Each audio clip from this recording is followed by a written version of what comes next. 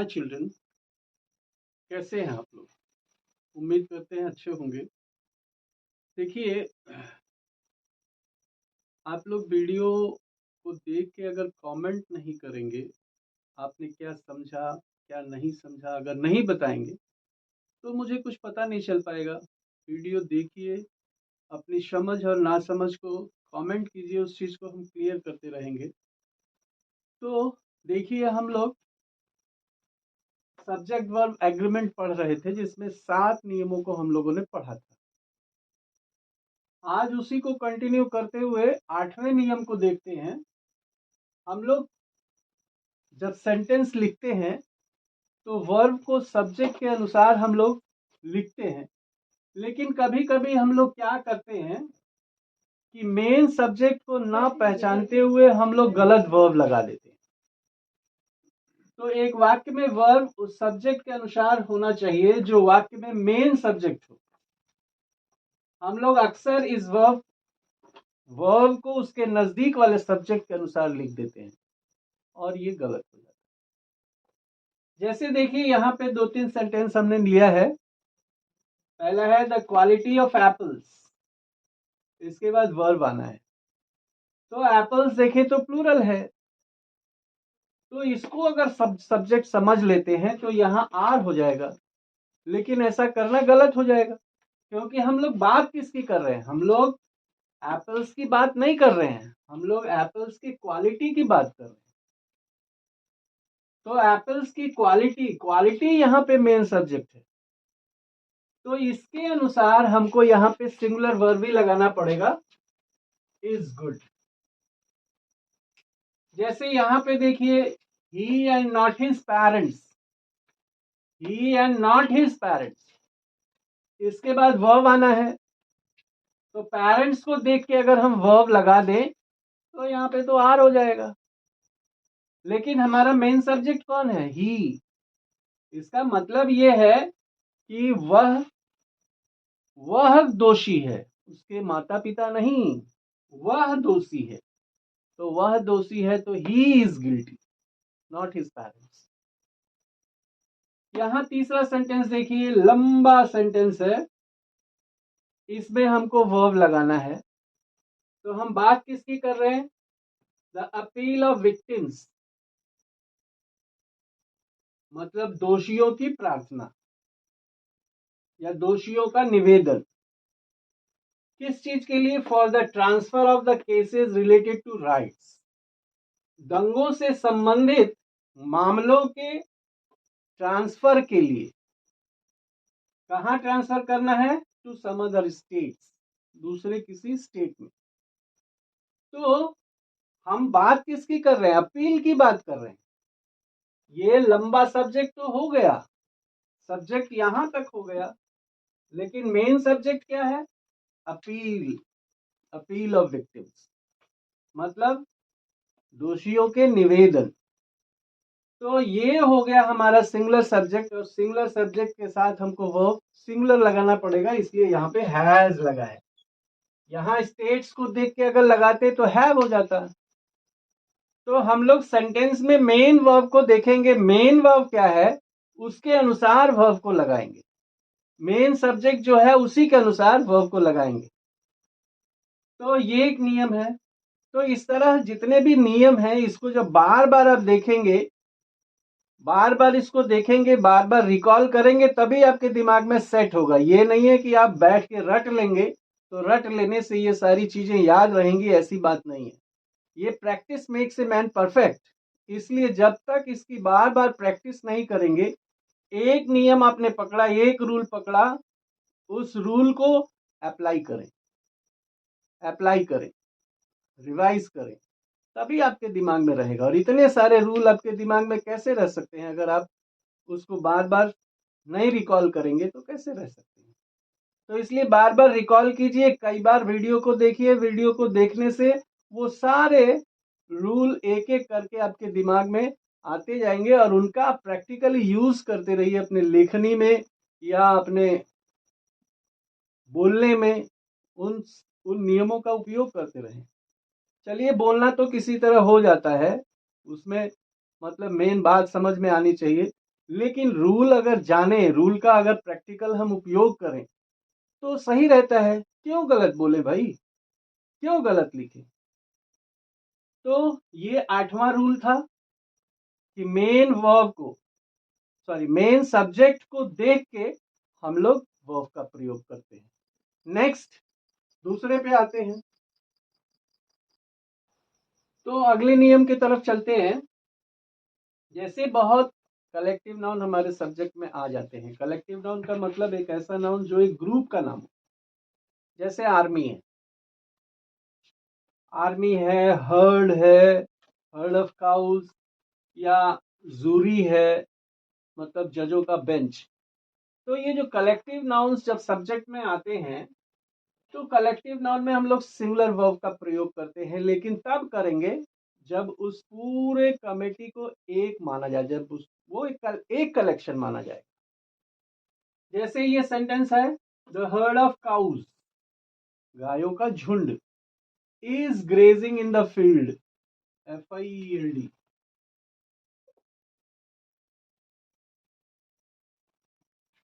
The heard of cows is grazing in the field. तो ये collective noun है, लेकिन इसमें वर्ब हम लोग क्या लगाएंगे? इज, क्योंकि हम लोग गायों की झुंड की बात कर रहे हैं, अलग अलग गायों की बात नहीं कर रहे हैं। दूसरा, the committee has unanimously taken its decision, मतलब समिति ने सर्वसम्मति से फैसला लिया। तो पूरी कमेटी सर्वसम्मति से, मतलब सबके सम्मति से, सबके सहमति से वो फैसला लिया गया। तो वहां पे कमेटी को हम लोग सिंगुलर मानेंगे और सिंगुलर वर्ब का प्रयोग करेंगे। लेकिन यही चीज कलेक्टिव नाउन में अगर मतभेद हो जाए, अलग अलग व्यक्ति या अलग अलग वस्तु की बात होने लगे, तब हम लोग प्लूरल वर्ब का प्रयोग करेंगे। प्लूरल वर्ब भी लगाएंगे, प्लूरल अगर एडजेक्टिव आता है एडजेक्टिव भी प्लूरल लगाएंगे, और प्लूरल प्रोनाउन भी लगाएंगे।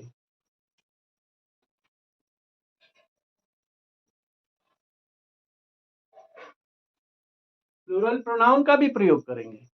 जैसे यहां देखिए, जूरी, जजों की एक बेंच, कई जजों का समूह, उसको हम लोग जूरी कहते हैं, कलेक्टिव नाउन है। तो jury are divided in their opinion, jury के हर जज अपने अपने ओपिनियन में, अपने अपने मत में अगर बट गए, तो इस जूरी को हम लोग प्लूरल समझेंगे और प्लूरल वर्ब का प्रयोग करेंगे, आर का प्रयोग करेंगे। और दूसरी बात, यहां पे देखिए, ये जूरी के लिए एक प्रोनाउन लगाया गया, तो वो प्रोनाउन भी प्लूरल में होगा, चूंकि ये थर्ड पर्सन में, तो थर्ड पर्सन प्लूरल में देयर लगाएंगे। लेकिन यहाँ कोई वो नहीं है, चलिए ठीक है। तो ये अगर मत में भिन्न है, कलेक्टिव नाउन के जितने भी सदस्य हैं मत में अगर भिन्न है, तो प्लूरल वर्ब का प्रयोग करेंगे और प्लूरल प्रोनाउन का भी प्रयोग करेंगे। The audience have taken there seats, her audience का अलग अलग सीट होगा ना, तो अलग अलग सीट की बात कर रहे हैं, तो इसलिए ये कलेक्टिव नाउन होते हुए भी इसके साथ प्लूरल वर्ब का प्रयोग होगा। तो इस तरह से कलेक्टिव नाउन में सिंगुलर वर्ब और प्लूरल वर्ब दोनों वर्बों का प्रयोग होता है, लेकिन कमेटी, वो पूरा कलेक्शन एक मत है, तब तो हम लोग उसके साथ सिंगुलर वर्ब प्रयोग करेंगे। अगर कलेक्शन अलग अलग मतों में है तो उसके साथ हम लोग प्लूरल वर्ब का प्रयोग करेंगे, इवन प्लूरल प्रोनाउन का भी प्रयोग करेंगे। अगले नियम पर चलते हैं हम। अब देखिए 10वां नियम ये कहता है, प्लूरल नंबर सब्जेक्ट के साथ प्लूरल वर्ब का प्रयोग होगा। प्लूरल नंबर सब्जेक्ट के साथ प्लूरल वर्ब का प्रयोग होगा, ये हम लोग पहले से ही जानते हैं। जैसे 100 boys are in my class, तो प्लूरल नाउन प्लूरल वर्ब। लेकिन इसमें विशेष चीज ये है, ये बताना तो ये तो पहले भी बता चुके हैं या पहले से आप लोग जानते हैं, लेकिन जब कार्डिनल एडजेक्टिव आ जाते हैं, कार्डिनल एडजेक्टिव का मतलब 1 2 3 प्लूरल नाउन के पहले ये आ जाए। तो कार्डिनल नंबर अगर प्लूरल नाउन के साथ आ जाते हैं और प्लूरल नाउन एक सर्टेन अमाउंट को व्यक्त करता है, मतलब एक निश्चित रकम को, तथा सर्टेन वेट को व्यक्त करता हो, निश्चित वजन को, सर्टेन पीरियड मतलब निश्चित अवधि, निश्चित समय, सर्टेन डिस्टेंस निश्चित दूरी, और सर्टेन हाइट निश्चित ऊंचाई, इन चीजों का बोध अगर कराता है प्लूरल नाउन और उसके पहले कार्डिनल नंबर लगे हुए हैं, तो इसके बाद सिंगुलर वर्ब का प्रयोग होगा। जैसे 100 रुपीज, ये एक रकम की बात कर रहे हैं, तो 100 rupees is in my pocket, मेरे पॉकेट में 100 रुपए की रकम है। तो हम रकम की बात कर रहे हैं, हम अलग अलग रुपयों की बात नहीं कर रहे हैं। 10 miles is a long distance, हम डिस्टेंस की बात कर रहे हैं। 10 मील की दूरी लंबी होती है, 10 मील की दूरी पैदल तय करना मुश्किल है। तो हम दूरी की बात कर रहे हैं, हम माइल्स की बात नहीं कर रहे हैं, दूरी की बात कर रहे हैं। लेकिन इसके साथ साथ ये चीज भी ध्यान रखेंगे कि जब कार्डिनल नंबर के साथ प्लूरल नाउन आ जाए, कार्डिनल नंबर के साथ प्लूरल नाउन आ जाए, ये सिंगुलर वर्ब उसके साथ हम प्रयोग करेंगे अगर अमाउंट निश्चित रकम की बात कर रहे हैं। लेकिन यहां देखिए 5000 rupees have been spent on different useful commodities, भिन्न भिन्न उपयोगी वस्तुओं पर 5000 रुपए भिन्न भिन्न खर्च किए गए, अलग अलग खर्च किए गए, तब वहां पे प्लूरल प्रोनाउन होगा, प्लूरल वर्ब होगा।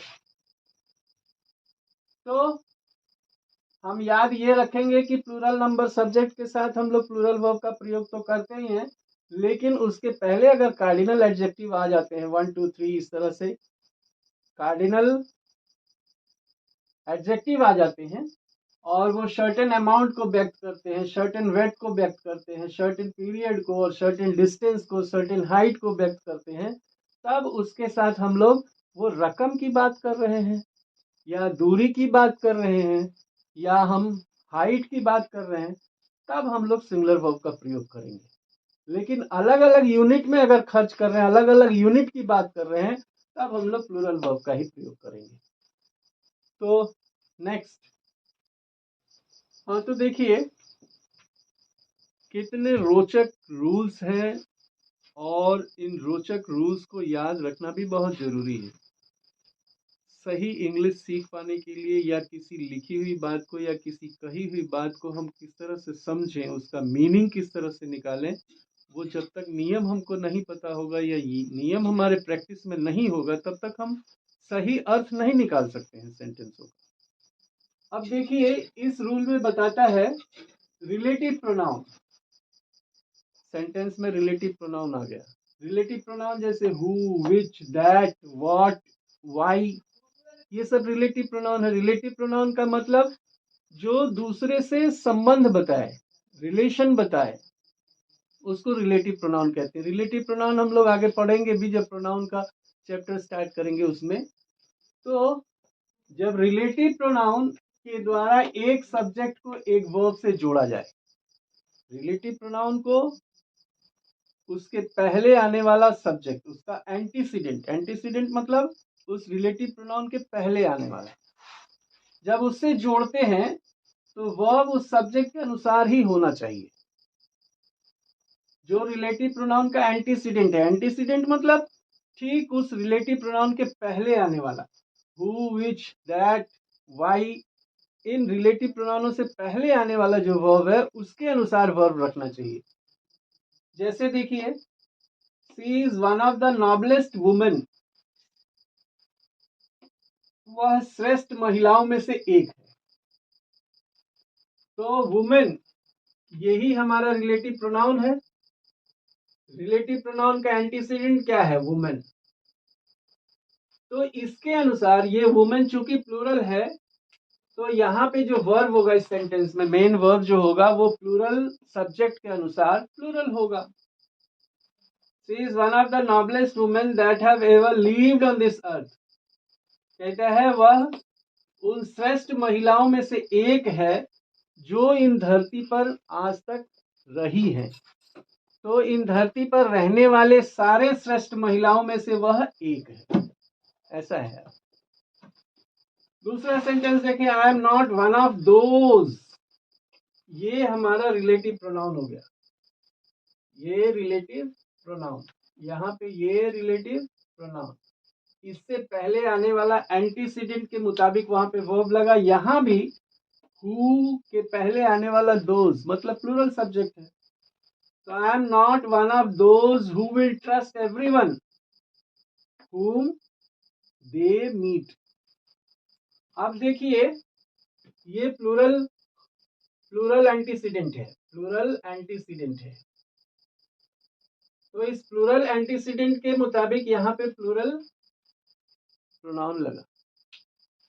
तो ये याद रखेंगे कि एंटीसीडेंट रिलेटिव प्रोनाउन से पहले आने वाला मतलब एंटीसीडेंट के मुताबिक हम वर्ब भी रखेंगे और उसके बाद होने वाले प्रोनाउनों को भी उसी के मुताबिक रखेंगे। तो ये 11th रहा। 12th भी देखते हैं। तो 12th रूल देखिए, कुछ कुछ सब्जेक्टों के बाद each, every, everyone, somebody, nobody, none, one, any, many नहीं many a, more than one, इन शब्दों का अर्थ जो होता है वो सिंगुलर होता है। तो सिंगुलर होता है तो इनके साथ सिंगुलर वर्ब का प्रयोग करेंगे अथवा सिंगुलर प्रोनाउन का भी प्रयोग करेंगे।